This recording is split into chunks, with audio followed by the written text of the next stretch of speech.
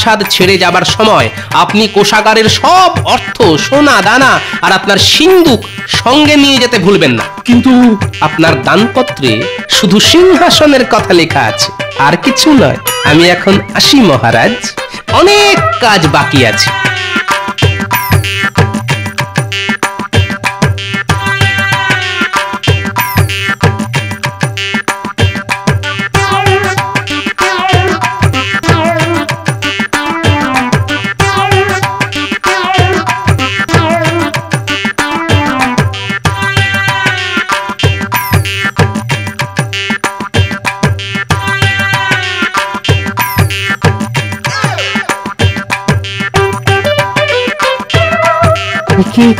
কি শুনছি গোপাল দাদা?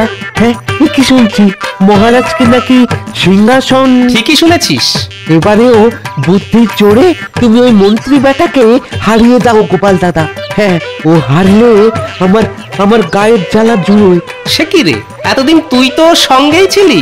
হ্যাঁ, ছিলাম। আর এতদিন ওর কথায় কত খারাপ কাজ করে গেছি, অথচ এখন আমাকেই তাড়িয়ে দিয়েছে। মন্ত্রীকে হারাতে হলে তো আমায় সাহায্য করতে হবে তোকে। কিরে, পারবি?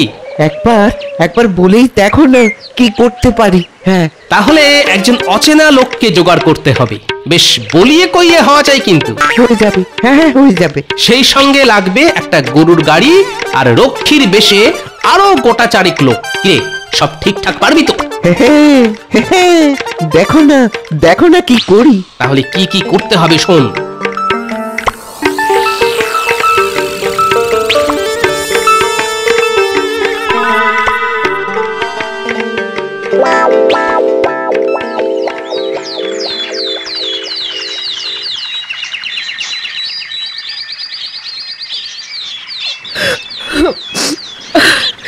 একদিন রানী হয়ে এই প্রাসাদে পা রেখেছিলাম, আজ ভিখারিনী হয়ে চলে যেতে হচ্ছে। আমি তো বলেছি রানীমা, 3 দিনের মধ্যে ওই কুচক্রী মন্ত্রীকে সিংহাসন থেকে উৎখাত করে সেই সিংহাসন মহারাজকে ফিরিয়ে দেব। যাও সব করবে। এ কি, গরুর গাড়িতে সিন্দুক তুলছেন কেন? কি আছে ওতে? রাজকোষের সব অর্থ আর সোনা দানা। না, উনি এসব নিয়ে যেতে পারেন না। কেন পারেন না কুচক্রী মশাই?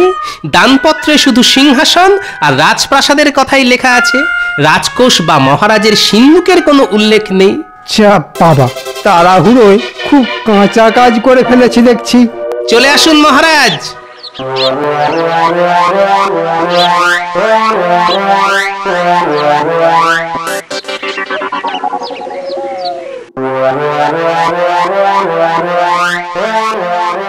শোনো সবাই, এখন থেকে আমি রাজা, তাই আমার কথাতেই এ রাজ্যের সবকিছু চলবে।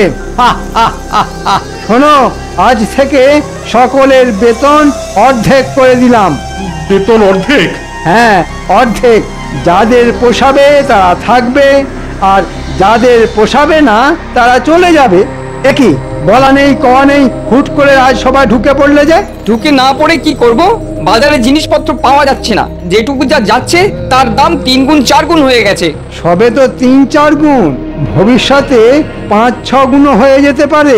তাহলে আমরা খাবো কি? আমাদের সংসার চলবে কি করে?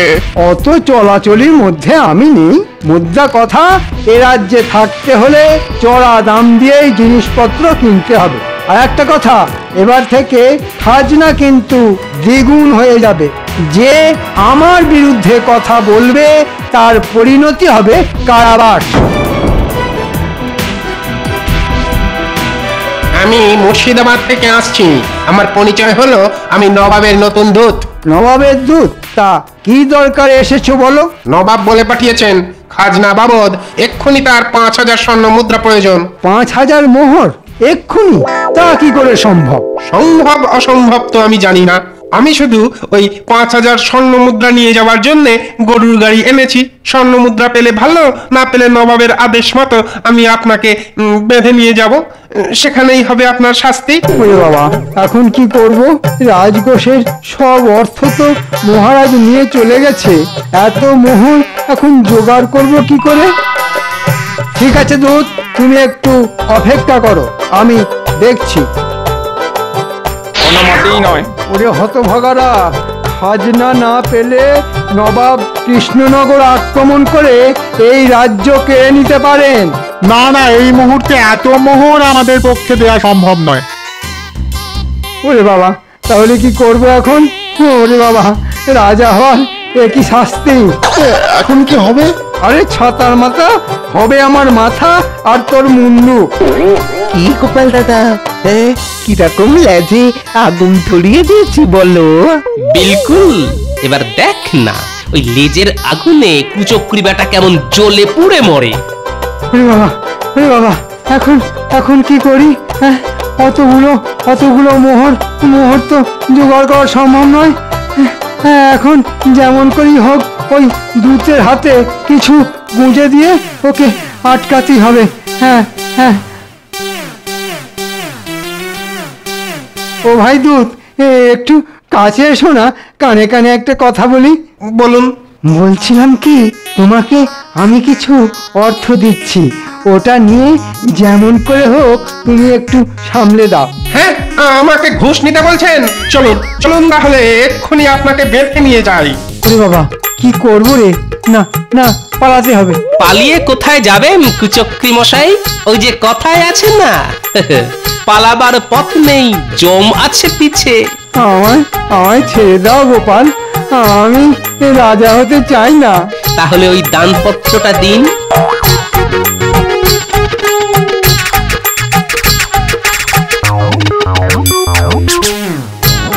আসুন মহারাজ, আসুন রানীমা। মহারাজ, বলেছিলাম না 3 দিনের মধ্যে কুচক্রি মন্ত্রীকে সিংহাসন থেকে উৎখাত করে সেই সিংহাসন আপনাকে ফিরিয়ে দেব। যান মহারাজ, সিংহাসনে গিয়ে বসুন। ঘটা, আয় রে, এবার তোর নিয়ে আসা নবাবের সাজানো দুধকে চলে যেতে বল, ওর পারিশ্রমিক আমি পাঠিয়ে দেব। সে কি, এ নবাবের আসল দূত নয়? তাহলে এত মিথ্যাচার?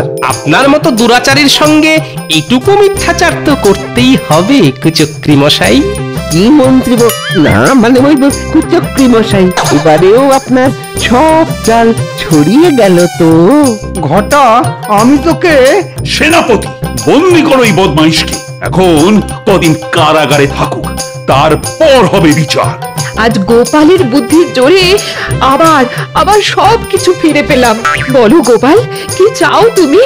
মায়ের কাছ থেকে আশীর্বাদ ছাড়া আর কি চাইবার আছে সন্তানের? ওইটুকু পেলেই আমি সন্তুষ্ট রানীমা। জয় গোপালের জয়, জয় গোপালের জয়।